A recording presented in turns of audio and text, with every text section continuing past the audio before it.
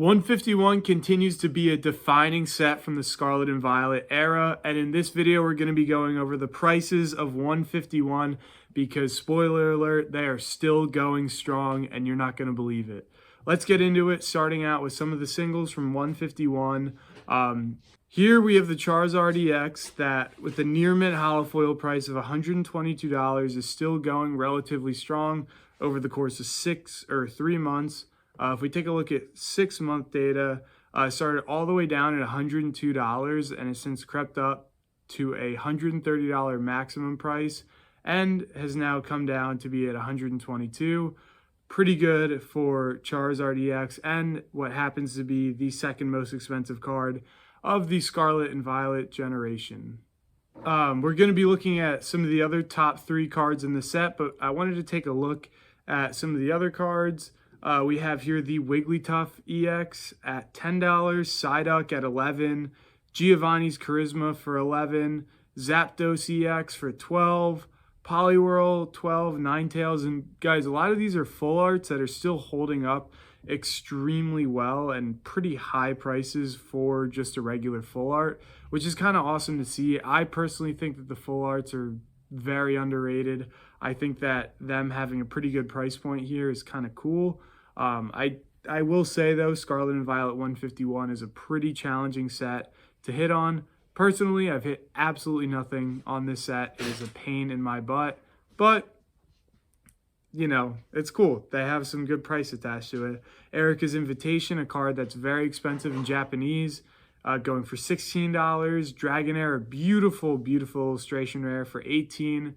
Wartortle for $20, my favorite. Actually, the one card I pulled from 151. Literally the only card, and I've opened like 40 packs. I've gotten that and the Full Art Charizard EX. Okay, so I shouldn't lie, but those are the only two. Ivysaur for $21, Pikachu for $21, Charmeleon for $24, Bulbasaur for $25. Bulbasaur actually increasing in price. And then we have here the special illustration rare Alakazam EX for $32, Squirtle for $34, Charmander for $35, and Charizard for $36. And going to the Blastoise here. And one of the key things about this market of 151 is going to be the, I guess, absence of a reprint. Because there's no reprint yet, or massive reprint that's been announced, at least to my knowledge, these prices are slowly increasing and increasing because the demand is still there, but there's just not enough supply to meet. And if you look at over the course of 6 months, its low was $40 and now it's a $50 card. And there's always going to be some fluctuation with these. Like even the year long, it was $56, and that was kind of closer to its release. So it makes sense that it dropped down. But there has not been a significant reprint of 151. We have not gotten any news of such. So it's a pretty like almost elusive set, and the card still continues to go up in price. Here we have Venusaur for $47 and Zapdos EX for $38. And I really want to hone in on this point. So I'm actually going to be pivoting over to the sealed product because this is where the reprint, I guess, or lack thereof of a reprint really makes sense. Here we have the 151 Elite Trainer Box case, which is going for $677 right now. That is insane. That is $67 per ETB. Crazy. Here we have the 151 Binder Collection case. You get, what is that, 6 of those? Yeah, 6 of those for $234. 6 times what, 5 packs are in there, 4 packs are in there. That is not $230 worth of packs. The Elite Trainer Box from the Pokemon Center here is $147. But I don't want to look at all those cases. I don't want to look at all those, you know, bulk purchasing options you could have of 151. I just want to take a look at the actual proper singular ETB that you could buy. Since there's no booster box, this is kind of where you get your bulk option for packs, or one of the bulk options for packs. Wow. $82 for a 151 ETB. that is insane. If we take a look over the course of the year, it started at a $55 ETB, which, by the way, for the Scarlet and Violet generation is still killer for a ETB when a lot of them are like $37 to $45 now. Absolutely insane. And you really see over the past, let's check the month graph now, starting at $73, and it's just slowly kind of crept up. 78 about on the September 18th, it was 76. Now it's 83 on September 23rd, the day that I'm recording this. That is nuts. That is pretty much close to $10 a pack. Obviously, 83 divided by 9 is like 9 point something or other per pack, when the actual price per booster pack is a lot less.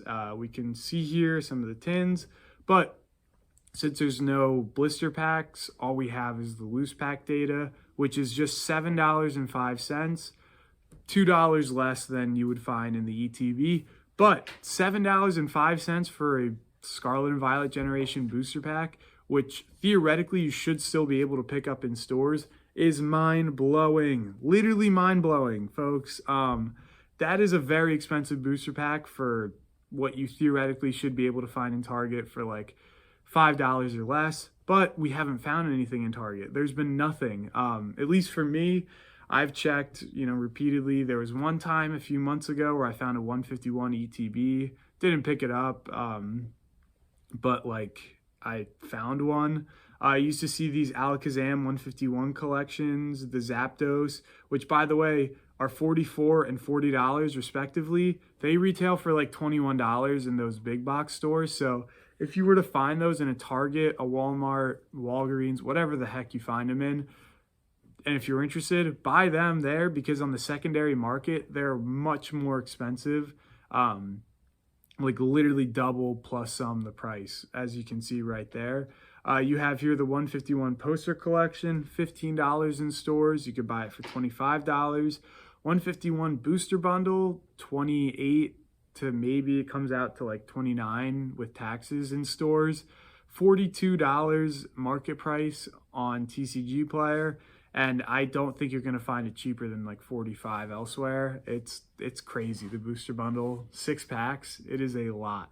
So yeah, I just wanted to touch on specifically the sealed product here. And I know it was a bit sporadic going over some of the singles, but I just kind of wanted to show off some of them, showing that a lot of the full arts have a lot of price, or good price attached to it. But these 151 booster bundle cases, the display case, like these are crazy prices for 151, and specifically more of the ones that like you could find in stores. Like the mini tins are like $18, $19. The EX collection boxes, the poster collections. So the real question is the prices, or are the prices that are being shown here on TCG Player, is that because of, specifically the demand? People really love the original 151 Pokemon, or is it because of the lack of supply, the lack of a reprint?